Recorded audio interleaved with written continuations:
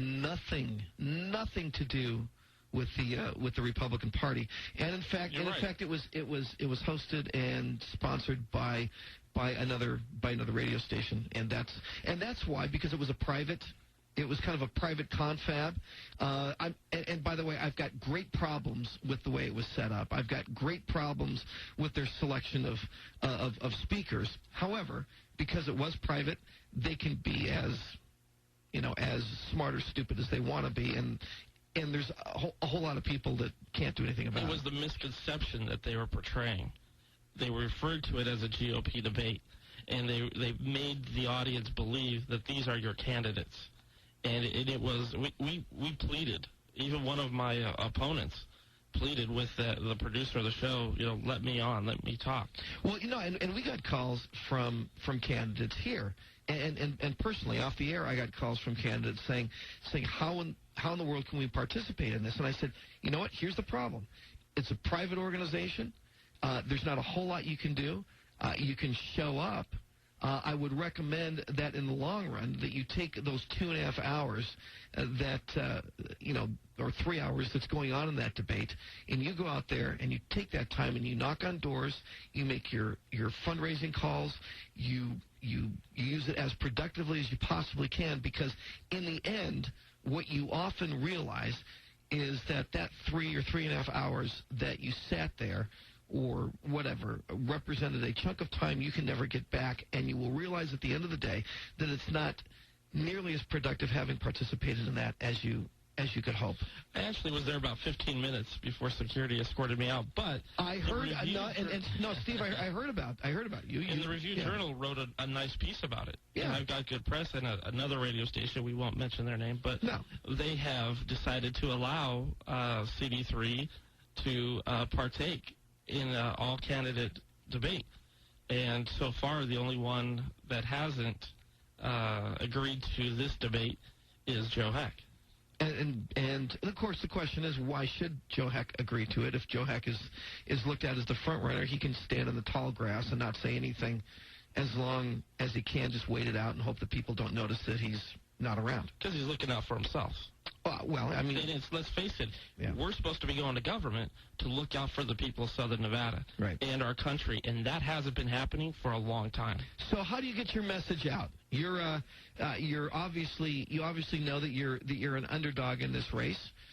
You obviously think you're the best candidate. Now, you can control your own message. You can't expect anybody to do it for you, okay? You're a big boy. You've had your own businesses. You know what it's like to have to compete. So how do you compete in a Republican primary like this? You get your name out. And we have several commercials running all over television. We do several live phone calls. We do mailers. And we get out, we talk to the people. We're having meet and greets. And that's just, so you're doing all the right stuff. And we've got our phone rings off the hook right now for volunteers and for donations. Good for you.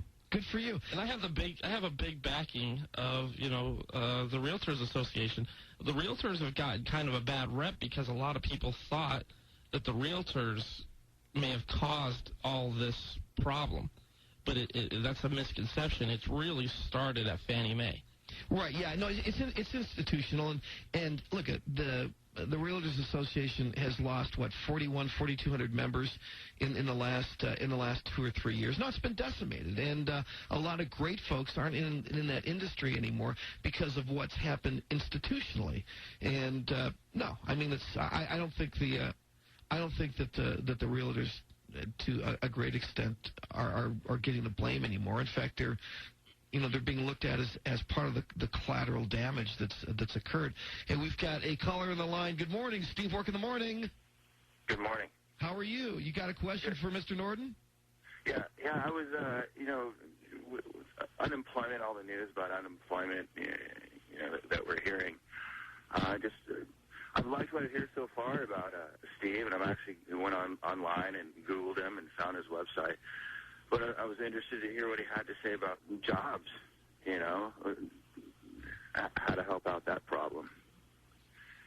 Well, that's a good question. Now, Steve, you used to be in your business, you've employed a lot of people. Correct. So you probably know a lot about jobs, don't you? Yes. And I also worked at MGM Grand for about a year. Small businesses today are collapsing, and right and left. A lot of our favorite little small businesses are going out of business because the state, the cities are laying off people, the casinos are laying off people by the thousands. And some of our elected officials want to tax the casinos even more. And I think that's ludicrous. We can't do that. If they're laying off people by the thousands, why would you tax them more? Well, no, you're right. And would you say that Washington doesn't, and Dina Titus in particular, doesn't understand the problem because Dina Titus has never been in the position that you've been as far as having to be an employer and hiring people and knowing how to make a payroll and knowing how to create wealth and create jobs? Yeah, and I remember. By the way, I'm teeing it up for you there, big guy. Yeah, I appreciate no problem. And I remember what it was like in 1993 when I worked at the MGM. If you came into Las Vegas on a weekend without a reservation, you're sleeping in the car. You're not going to find it. Been there, done that. Yeah, it's not like that anymore. So we've got to get the casinos back up and running, back to where they were. Before we can do that, we've got to get our national economy working because those are the people who come here. It all starts with getting our housing recovery back on track and bringing diversified business to Las Vegas. I just want to thanks for the caller for calling in, and he basically brought up the number one concern that people have in an economy like that, and that's jobs. But that's a pretty heady thing to take on, isn't it? I mean, do you think that we can actually get back to where we are before, or do you think that we'll achieve a level of growth that's far more modest but sustainable? Yeah, at least for the next decade. But we do have to get other businesses here, and it's a pretty simple thing to do. I come from an automotive background when I worked for Shimadzu, and I'm in communications with Ford about them producing and manufacturing hydrogen-on-demand cars here in southern Nevada. And when I'm elected to Congress, I want to take some BLM that's anywhere off the interstates there and donate it. One of the things that is kind of caught on over the last few months in states west of the Mississippi. In fact, if you look at a map, it's amazing. People, if you live back east, and I grew up in the Chicago area. Where did you grow up, Steve?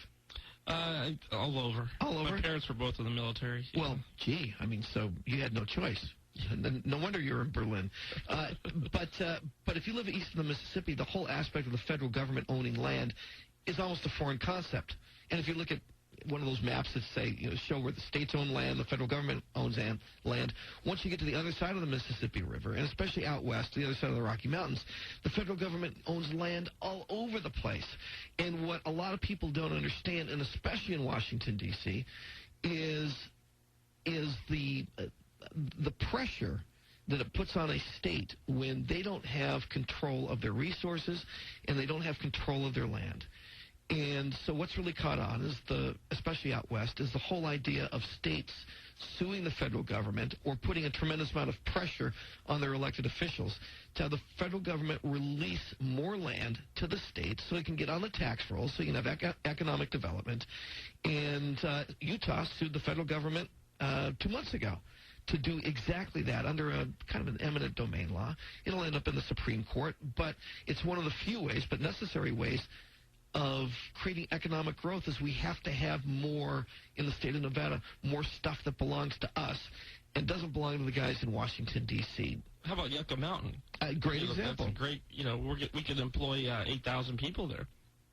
And we're the only country that has a nuclear power that doesn't recycle our nuclear waste. And it's a very profitable business. And that's what we should be doing with Yucca Mountain. Now, so you would take the opposite stance that Dina Titus has taken for years, and you would fight to keep Yucca Mountain open or reopen it for use as in reprocessing technology. Yeah, and when I worked at Shimadzu, I worked on laboratory testing equipment, and a lot of it was with the automotive industry. Some